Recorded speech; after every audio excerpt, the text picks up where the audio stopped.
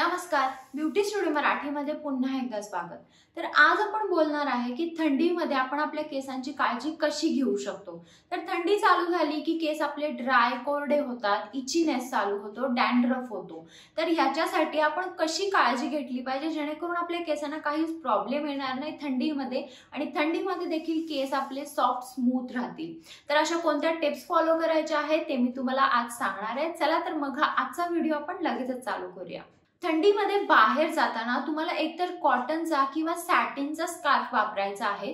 तुम्हाला सिल्क किंवा लोकर वाला असं काही वापरायचं नाहीये, कारण याने ना केसांमध्ये फ्रिक्शन होतं। आपण बरेचदा लोकरची कॅप घालतो थंडीमध्ये, तर जेव्हा पण तुम्ही लोकरची कॅप घालताना, टोपी घालता, त्याने ना केसांमध्ये फ्रिक्शन तयार होतं आणि केस आपले असे उडतात, चिकटून बसतात आणि मग केस खूप जास्त ड्राय होतात आणि मग नंतर कोंडा वगैरे होऊ शकतो। त्यामुळे डायरेक्टली तुम्ही तुमच्या डोक्यावर ना जी लोकरची टोपी असते ती घालायची नाहीये। तुम्हाला पहिला कॉटननी स्कार्फनी तुमच्या केसांना कव्हर करायचं आहे किंवा सॅटिनचा स्कार्फ वापरू शकता आणि त्याच्यावर तुम्ही लोकरची टोपी घालू शकता। थंडीमध्ये तुम्हाला खूप जास्त शॅम्पू वापरायचा नाहीये। बरेचदा आपण काय करतो की थंडीमध्ये ना आपण खूप जास्त शॅम्पू वापरतो, खूप जास्त तेल वापरतो। जेवढं तुम्ही तेल लावणार आहे तेवढाच तुम्हाला शॅम्पू लागणार आहे ते तेल काढण्यासाठी। त्यामुळे तुम्ही तेल थोडंसंच लावा आणि शॅम्पू थोडंसंच वापरा, कारण जर तुम्ही शॅम्पू जास्त वापरला तर केस खूप जास्त ड्राय कोरडे होतात, फ्रिझी होतात आणि मग नंतर डॅन्ड्रफ होण्याचे चान्सेस वाढतात। थंडीमध्ये आपल्याला एकदा तरी कोंडा हा होतोच, तर कोंडा झाला की आपण अँटी डॅन्ड्रफ शॅम्पूच वापरायचा आहे। दुसरे कोणतेही मॉइश्चरायझिंग शॅम्पू वापरू नका। आणि जेव्हा पण तुम्ही अँटी डॅन्ड्रफ शॅम्पू वापरताय त्याच्यामध्ये एक तर सॅलिसिक ऍसिड असलं पाहिजे ना तर सिलेनियम सल्फाइड असलं पाहिजे। ह्या दोन इंग्रेडिएंट्स आहेत का चेक करा। हे दोन इंग्रेडिएंट्स जर असले तरच तुम्ही ते तुमच्या केसांवर वापरा, तरच ते अँटी डॅन्ड्रफ शॅम्पू चांगले असतात, नाहीतर ते काही कामाचे नाहीये। त्यामुळे हे इंग्रेडिएंट्स आहेत का चेक करा। केसाला कंडिशनर नक्की वापरा, कारण जी ड्राय हवा असते ना त्याच्यामुळे केसांमधलं मॉइश्चर आपल्या निघून जातं।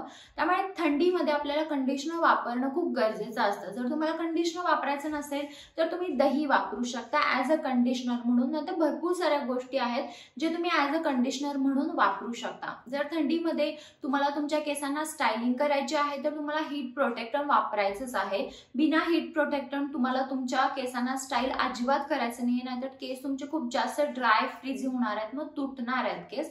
त्यामुळे ही टिप पण लक्षात ठेवा। थंडीमध्ये केसांना ज्यादातर बांधून ठेवा। अशी थंडी सुटली आहे आणि थंडीमध्ये जर तुम्हाला बाहेर जायचं असेल तर ज्यादातर तुम्ही तुमच्या केसांना बांधून ठेवा। बांधून कोणतीही हेअरस्टाईल करू शकता। जर तुम्हाला मोकळे ठेवायचे असतील तर त्याला ॲलोवेरा जेल लावा, व्यवस्थित केसांना प्रोटेक्ट करा आणि मगच तुम्ही बाहेर जाऊ शकता।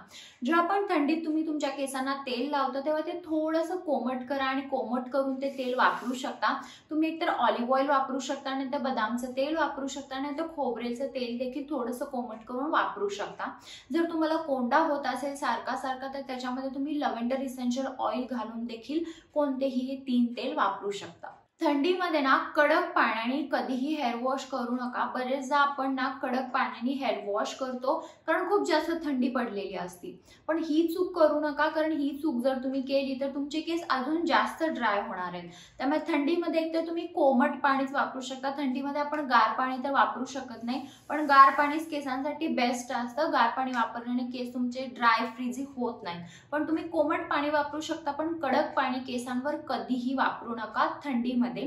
थंडीमध्ये तुम्ही तुमची बॉडी हायड्रेटेड ठेवा, कारण जर तुमची बॉडी डिहायड्रेटेड झाली ना तर तुमचा स्कॅल्प देखील ड्राय होतो आणि मग तुम्हाला ड्राय स्कॅल्प इन्फेक्शन किंवा कोंडा वगैरे होतो। आणि थंडीमध्ये असंही आपण पाणी कमी पितो, त्यामुळे जर तुम्हाला गार पाणी पिऊ वाटत नसेल तर तुम्ही थोडंसं कमी कोमट पाणी पिऊ शकता, पण तुम्हाला पाणी थंडीमध्ये प्यायचं आहे जेणेकरून तुमची बॉडी डिहायड्रेटेड होणार नाही। जर तुमचे केस खूप जास्त ड्राय असतील तर तुम्ही केसांना स्टीम देखील देऊ शकता।